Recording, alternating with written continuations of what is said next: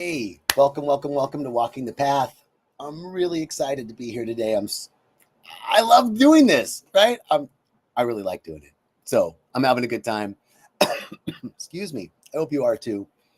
I'm so excited to share with you today a little bit about rythmia, and our talk today is integration is the path. So this is a series. It's our second in the series that we're doing this month on integration. And today's talk, I'll give you a little context. Uh, the theme of April is integration is the path. Breakthrough is beautiful, but integration is what makes it real. And, you know, I've had the great privilege of being at Rythmia for the last 8 years and supporting integration at the Rythmia Life Advancement Center. And Rythmia is not just a place for ceremony. It's really a place where people remember their soul, right? They come back together with their soul and then begin the sacred work of weaving that remembrance into daily life. And that's integration. And that's what we're talking about today. So it's perfect. Okay, let's come back. Hey, walking the path. Happy day, happy life, happy journey. So after you've had a breakthrough, let's talk about integration and the trap of performative healing. Okay, dig me on this. After we've had a breakthrough, it's really easy for the ego to hijack our integration process. So what are some signs? And that's performance, right? Performance versus practice.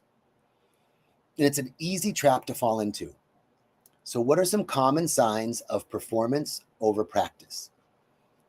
Well, okay, so I can notice myself. Where have I done that?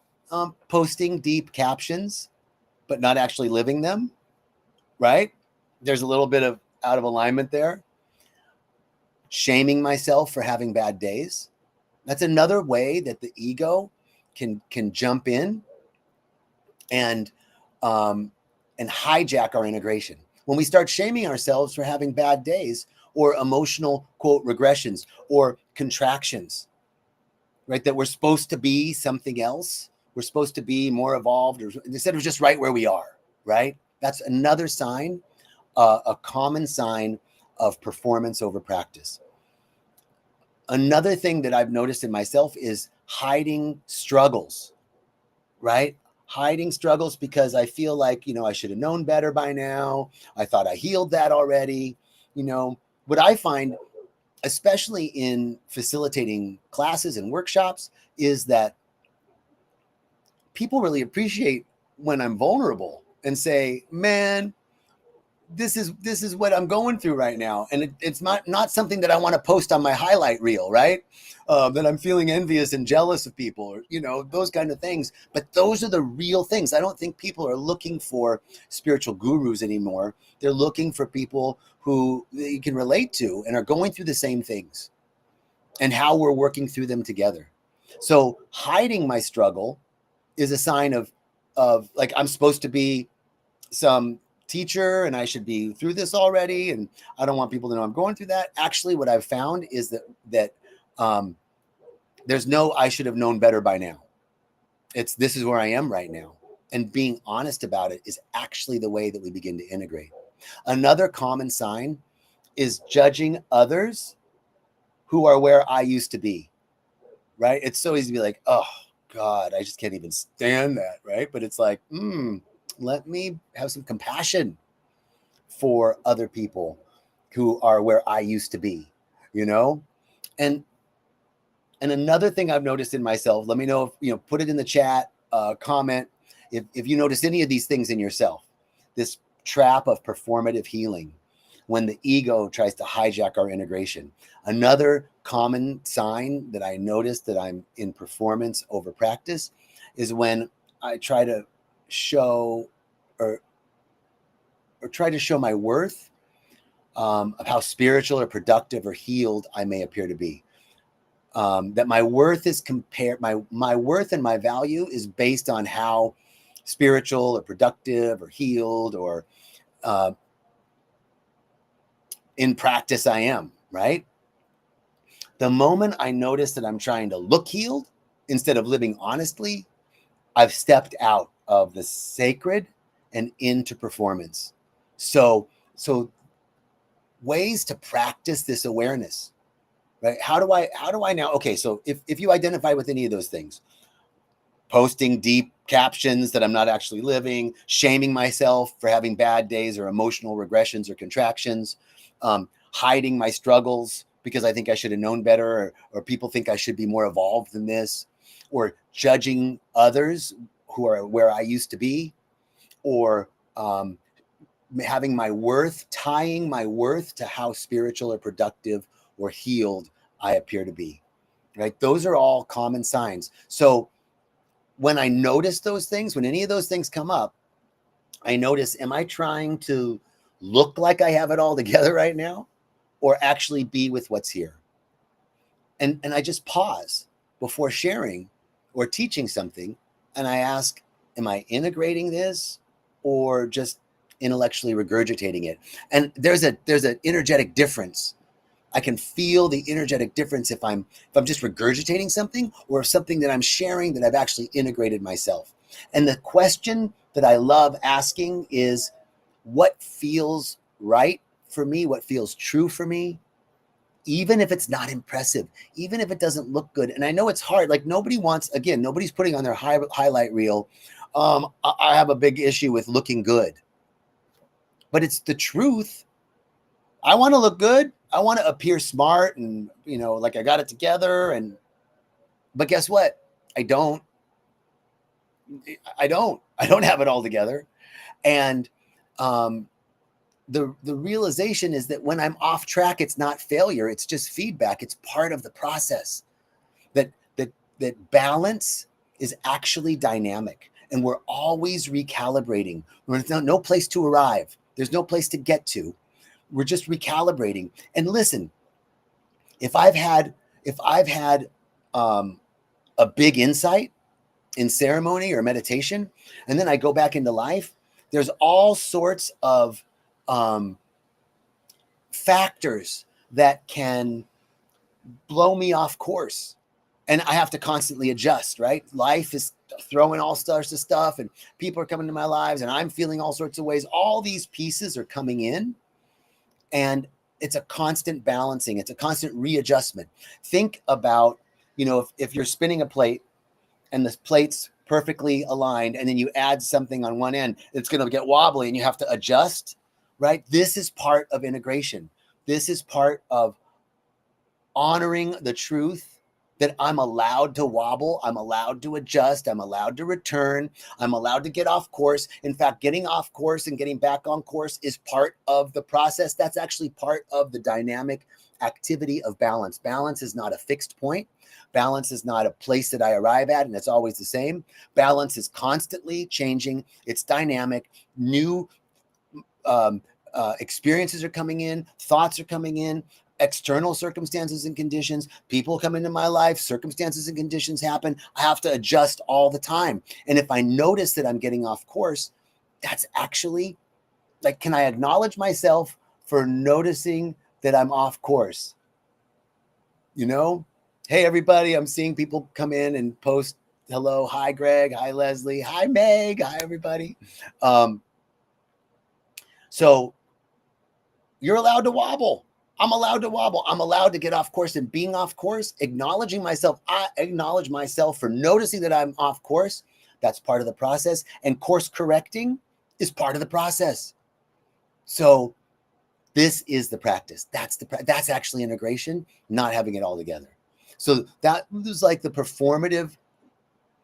trap of performative healing, right? So when I notice that I'm not in practice. Hey, wobbly sister, weebles wobble, but they don't fall down, girl. Okay, so so the next thing I want to talk about are the 3 pillars of real integration. Hey, Shelly, 3 pillars of real integration. The first is presence over polish. Man, on Instagram, I know. I wonder if you're hearing my dog and all this stuff in the background, but that's the way it goes. So what I saw is I don't need to appear to be evolved. I just need to be present with what's true. And how do I do that? How do I be present with what's true? 3 conscious breaths. 3 conscious breaths, becoming aware of becoming the king of the pause, right? Pausing and taking 3 breaths before reacting, before responding, before posting. Just ask, what's honest for me in this moment? That is the key to being present over being polished. What's honest for me in this moment? My favorite pillar, consistency over intensity. We don't need 90 minutes of meditation once a week, but just 5 or 10 minutes in the morning and 5 or 10 minutes in the evening every day. Consistency over intensity. And the tool here is to use tools that help remind you to get into practice. I love setting timers on my phone, right? So you could set a timer, like a truth check timer on your phone. Not a timer, but an alarm, right? So put a daily alarm, morning, afternoon, and evening. And in the alarm section of your phone, you can title the alarm. So you could put in where it says title, you could write, am I aligned with my values right now? What's honest for me in this moment? Take 3 breaths, any of those things, so that your alarm goes off and you just stop what you're doing. If you can, like if you're in the middle of driving, don't do that. But if you can stop, take a breath. Am I aligned with my values right now? Am I being honest for what's honest for me in the moment? The third pillar of real integration is compassion over control. We don't have to force growth, but to really honor the season that we're in. Like where I'm at, right? This is all part of being honest, all part of being real. Mike just said, I do that to check my breathing. Beautiful. I love that. It's beautiful, Mike. And we don't need to be impressive. We just need to be in practice. That's it. We just need to be in practice and being compassionate for ourselves for where we're at in the moment that I'm having a contraction, like just to observe. I was having this realization last night, just to actually observe what I'm feeling in the moment instead. And because it's a natural reaction for me to stuff that down and look good, have it together, right? Instead of, wow, right now I'm really feeling off course. And then what do I got to do to course correct? And the course correction is part of the process. So the 3 pillars of real integration are presence over polish, consistency over intensity, and compassion over control. Compassion, consistency, and presence. So for me, it's all about bringing it into daily life. Integration doesn't happen in theory. It happens in ordinary moments. Hey, Susan, great to see you. So integration is in these daily moments, ordinary moments in life. When something triggers me, every trigger is a teacher. Every uncomfortable moment is an invitation to heal. So if I can start to be aware of just that I'm triggered, right? And where I would go normally is I shouldn't be triggered right now. I should be over this. Why am I being triggered by this? And go down this downward spiral into why I am being triggered and I shouldn't be, instead of observing what's triggering me. And can I pause before reacting to notice that I'm being triggered, period, just to feel it. And when plans fall apart, when things don't go according to the way I want them to, can I practice flexibility and grace? Can I be flexible? Can I have grace? Grace is that energy that allows us to bend. A tree that doesn't bend will break. And that flexibility, that grace in the moment is because things are going to fall apart. Things are going to fall apart. The next piece is self-doubt. Creeps in all the time for me. And when self-doubt creeps in, can I speak to myself like someone who really loves me? And for me, that's usually my mom. What would my mom have said to me? Like, oh, honey, it's okay. Like, you're just great. You're wonderful. Don't worry. You know, what would your best friend say to you? What would your mom or dad or brother or sister, someone who really loves you, say to you in that moment when self-doubt creeps in? Like, you're so awesome. We love you. You know, you just the way you are is great. You don't have to prove yourself. You don't have to be anything. You just being you makes me happy. And then when you feel off course, can you return? Can you course correct without self-judgment? This is one of the biggest pieces, is when I feel off course, then I'm judging myself and blaming myself for being off course. But can I course correct and just be like, I acknowledge myself for noticing that I'm off course? That's huge. Okay, I want to answer a question Shelly has. Are we always integrating, or is it like we're always learning and growing? So I was just on a really cool podcast with JK Ultra, and I'm so excited. I'm going to be posting that soon. And we were talking about this, that, you know, I seem to be coming around the same thing. Like, I thought I healed this forgiveness. I thought I healed this, excuse me. I thought I healed this judgment. And what I feel like is that integration isn't linear, to answer your question, Shelly. It's not linear. It's cyclical, and it spirals up. So let's say, you know, the spiral is going around here, and let's say at one point in the spiral is my forgiveness. Now I healed forgiveness here, and I feel like, oh, it's good. Now something else comes around and it triggers this forgiveness, but I'm at a higher level, but I'm working on the same thing, but from a different level, and it feels like, oh fuck, I'm here again, damn it. But no, I'm at a higher level, and now you spiral around. Okay, I healed that, and now I'm up here, up here, and I'm still working on the forgiveness thing, but from a totally different level. So are we always integrating? I feel like it's not linear, that it's cyclical, and it spirals, and we're always integrating a different, higher aspect of that thing that we're working on. And then eventually it becomes embodied, Shelly. Eventually it becomes embodied, and now we're on a new thing. Now there's something else to integrate, a new insight, because as a spiritual person, we're always connecting with source through meditation. Like, plant medicine ceremonies are important, but that's part of it. But you have to come out of ceremony. And meditation and breath work are key foundational practices to integration. And so as I'm constantly integrating, I'm getting new insights, and seeing inspired action I can take based on those insights for my growth. So always learning and growing, integrating higher levels of the thing that we're working on. Eventually it becomes embodied, but we're always incorporating new pieces. So the daily integration loop, like bringing this into daily practice: pause, presence, practice. The 3 P's: pause, presence, practice. Just one breath to come back. Just one breath. Just pause for a moment. What's one small step I can take from here? What's one small step I can take from here? And what's actually happening for me right now?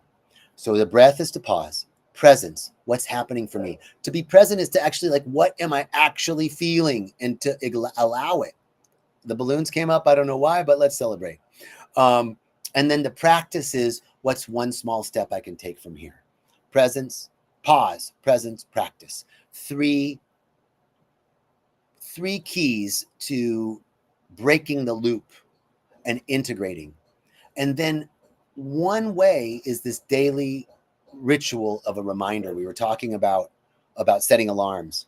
So maybe set an alarm for the morning that says, how can I live what I know today? How can I live what I know today? Maybe in the afternoon, what's one thing I can do differently that reflects my growth? What's one thing that I can do differently that reflects my growth? And then in the evening, where did I return to my truth today? Even for a moment. Like, we want to, in the evening, we want to assess the day. In the morning, we want to set the trajectory for the day, and we want to do a midday check-in. Morning, how can I live what I know? How can I live my truth? How can I be in integrity today? How can I serve today?